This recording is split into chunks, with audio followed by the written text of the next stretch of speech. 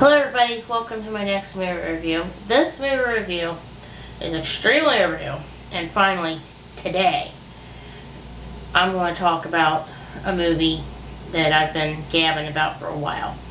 About 2 weeks ago, Tony and I dropped some money on a pay-per-view movie.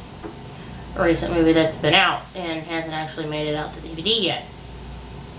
It would be Harry Potter and the Deathly Hallows Part 2, or as I call it, Harry Potter 8 on cable. Good old Insight cable. Trust me, it was worth the $5 I dropped to watch it with Tony. We watched it twice, so we got our money's worth. Trust me. And it was worth getting to see the last and final installment of the Harry Potter series. Yeah, and I know that I've been going on for a while about how I was going to do a movie review of this movie for a while now. Well, now I'm finally going to do a movie review of it, and this is it. Now, like I said, I watched it a couple of weekends ago. It was, the weekend after the American Thanksgiving. The first weekend of this month of December. But of course, I would have done the movie review sooner, but I've been ill. I was real bad sick that weekend when I watched it. I was kind of loopy. That's why we watched it twice, was because I was like, what? And now, of course, obviously, I'm a lot better. So, and, I'm a lot better from the head cold, chest congestion thingy that I had going on over the last 2 weeks, that weekend and the past weekend, but I feel better. On a different note, back to Harry Potter 8, or Harry Potter and the Deathly Hallows Part 2, this was a good movie, a good cohesive movie, and that this movie as a whole was good, but there's one thing that I've been just dying to know, like how they were going to handle it, and it was missing from this movie too, was how did the Dursleys, quote unquote, know to pack up and, as us Americans say, get out of Dodge at the beginning of the latest movie, Harry Potter 7, or Harry Potter and the Deathly Hallows Part 1. Like, my thing was, in the movies they didn't address it, because I've talked about it in, Harry Potter and Half-Blood Prince movie review and everything. How did they know at the beginning of Harry Potter 7 or Deathly Hallows Part 1 if somebody from the Wizarding World, like Professors Dumbledore and McGonagall, up and tell the Dursleys by an owl to tell the Dursleys to get themselves away from Harry before Voldemort or Tom Riddle came looking for Harry Potter himself to off him.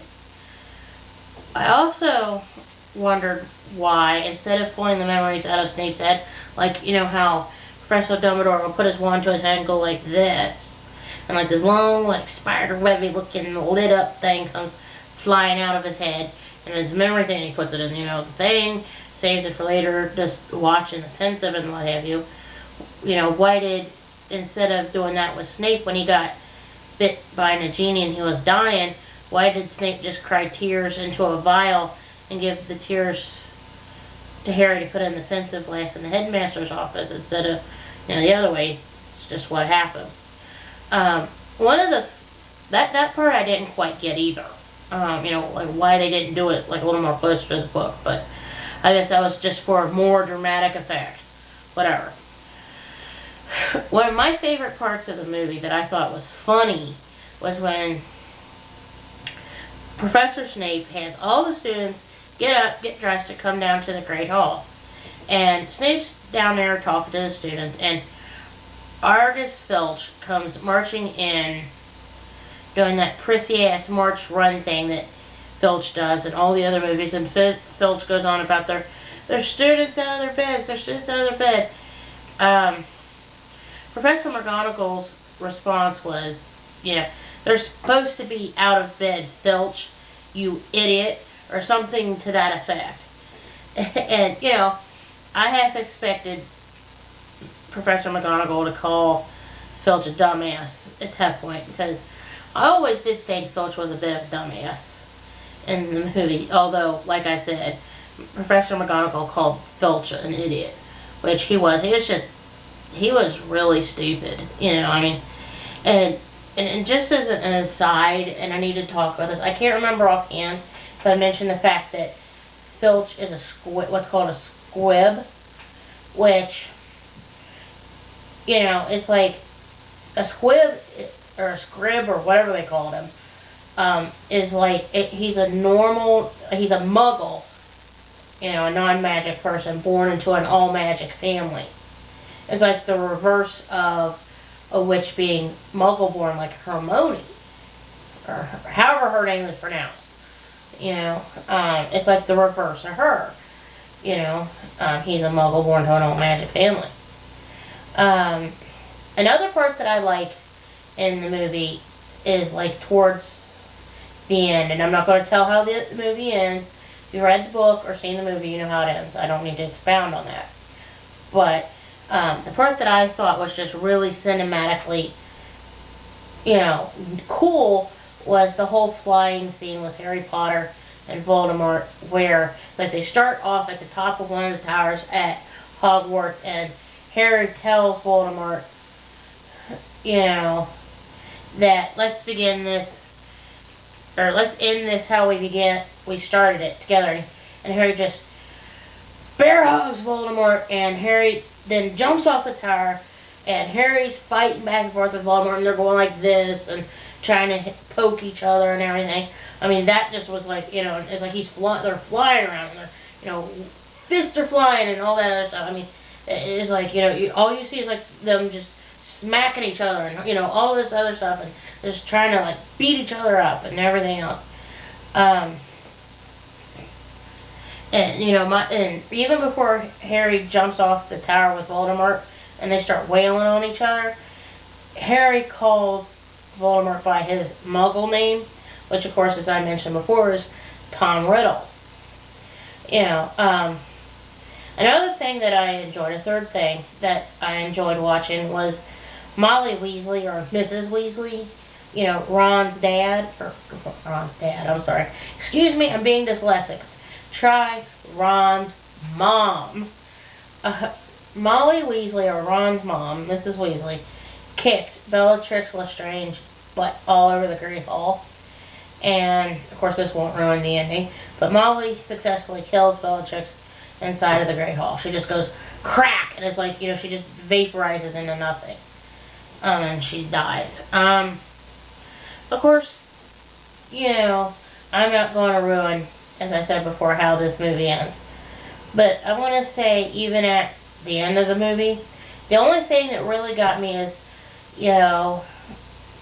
why they never answered the question that I had of how the Dursleys knew to skip town right before Harry turned 17.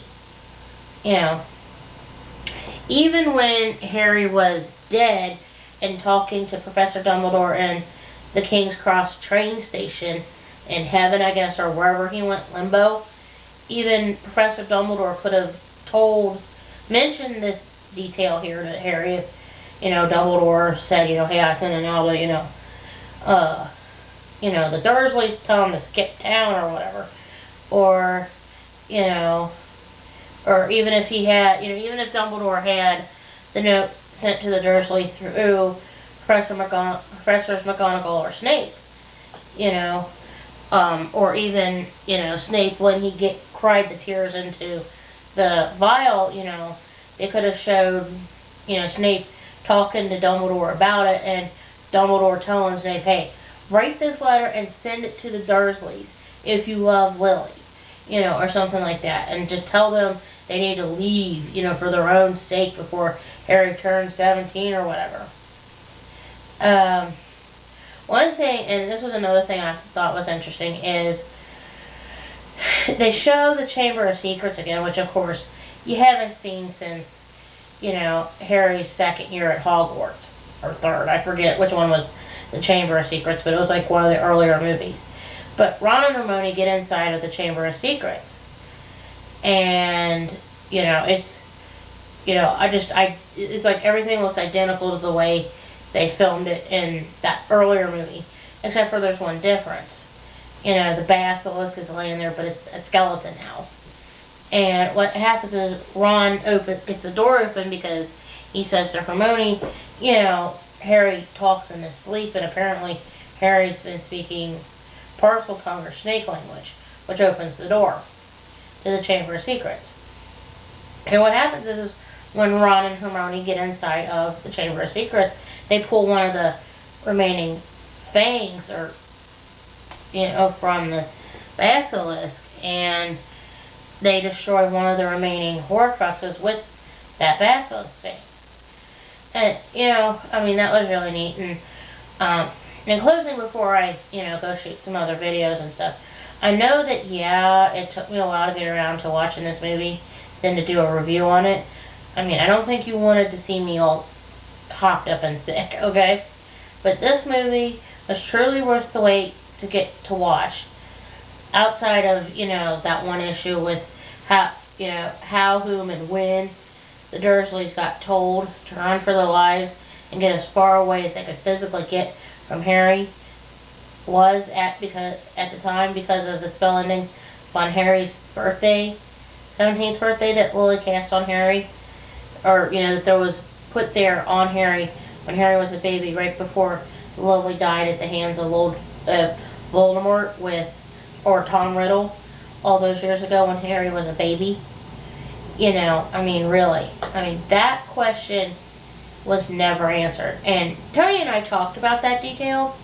As I've mentioned in the last 3 movie reviews about Harry Potter and Half-Blood Prince, Harry Potter and the Deathly Hallows Part 1, and now again, of course, in Harry Potter and the Deathly Hallows Part 2, it's never mentioned. But if you've read the book, Harry Potter and the Half-Blood Prince, at the beginning of that movie, and I want to remind you all that I said this in that movie review, in the book of the same name, Dumbledore does not pick Harry up from a train station or a subway. Dumbledore actually shows up at the Dursleys' home and gets into a big tiff with Vernon Dursley, who's, a great lout. And Dumbledore just tells him how to cow the cabbage, and says this is how it works, this is how that goes, and blah blah blah, take it or leave it.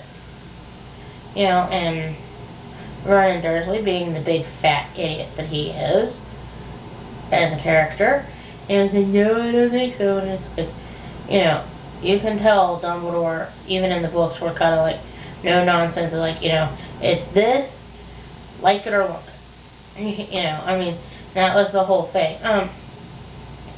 And before I quit talking about Harry Potter altogether,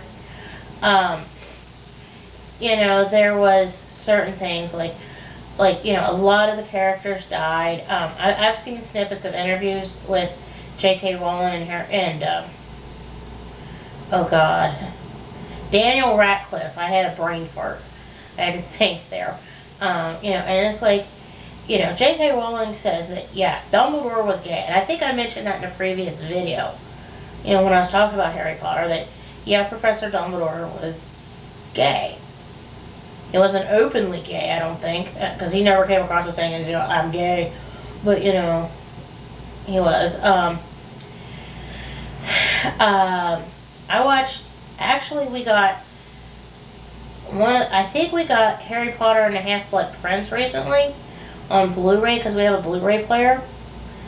And she talked about what happened to the characters afterwards, after Harry Potter 7. Because you got to remember, this movie and the last Harry Potter movie, Harry Potter and the Deathly Hallows Part 1 and 2, or Harry Potter 7 and 8, are actually based on, book 7. Because, I don't have the book up here, but it's like that thick. So they kind of split it in half. Well, J.K. Rowling talked about, the fact that Hermione went back to school and finished her education at Hogwarts. Harry and Ron never did, according to her. Just because they ended up being Aurors and whatever. And the other thing is that I want to mention as well at the end here is that in the Ministry of Magic, instead of there being like a Minister of Magic, they got kind of rid of that, towards like the Aurors are now in charge and everything, you know, like the group. You know, so, and of course Harry and Ron are Aurors. One of my favorite scenes, and I'm trying to remember which Deathly Hallows it was in. I think, if I'm remembering right, it was in Deathly Hallows Part 1, where Harry finally gets even with Dolores Umbridge.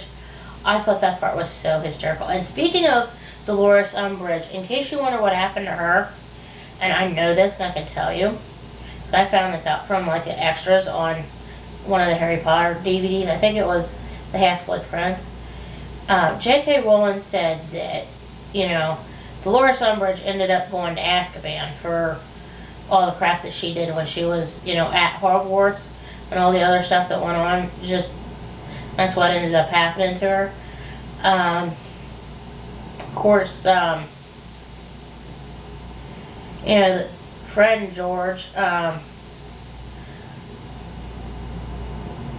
can't remember which one dies in 8, but the other twin, the surviving twin, was never quite, quote-unquote, right after that. He just, you know, felt like half of him was missing. You know, twins are like that. You know, where it's like, you know, if one of them dies or gets hurt, it's like, you know, it's like they're both hurt, you know, or something. They're like, you know, like they feel it, you know, something like that. But anyway, I want to pause here because I've got another movie review to do, and we'll get back to talking about different movies, alright? So hang on.